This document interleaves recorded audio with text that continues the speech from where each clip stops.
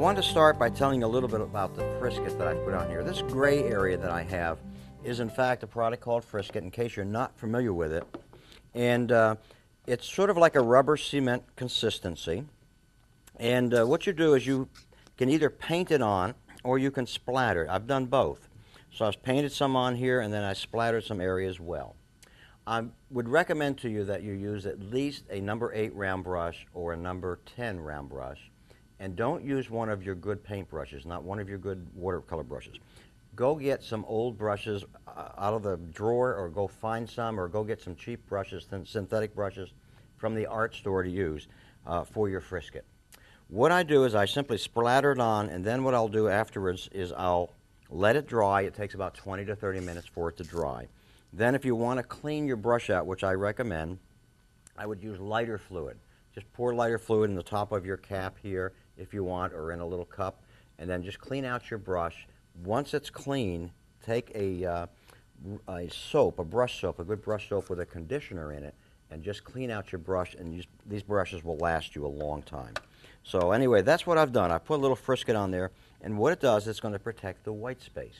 So I'm going to paint this area of water, and then I can come back, dry it, remove the Frisket, then I can come back and put some detail in the water. I'm going to use my Frisket Remover. This is the neoprene, just like the sole of your shoe.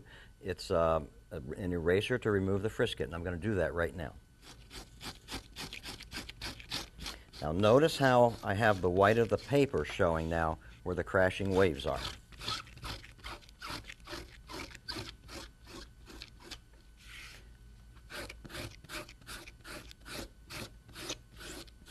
Now notice where I have a lot of hard edges. I've got a solution for that. There's a couple of ways of creating soft edges. That's one of the things about Frisket.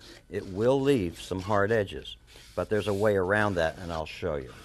One thing is I can just take color on my brush and just soften some of the edges on it, but there's another way that I can do it. Let me show you that.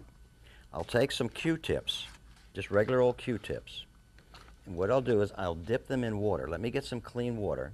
I'll dip them in water, and then what we'll do is soften some of those edges. So watch what I do now. Have a tissue ready and a Q-tip. I'm going to simply come over here and just soften a couple of areas where I want that area not to be so hard edge, but maybe a little softer in a couple of places. Now what I would suggest to you, see how the color is coming out on the Q-tip.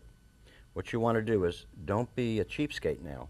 Make sure that you use a lot of these Q-tips, because if you don't, all you're going to do is start rubbing the color back into the paper. You don't want to do that. So just take it, soften some edges. Now, this part takes a little while.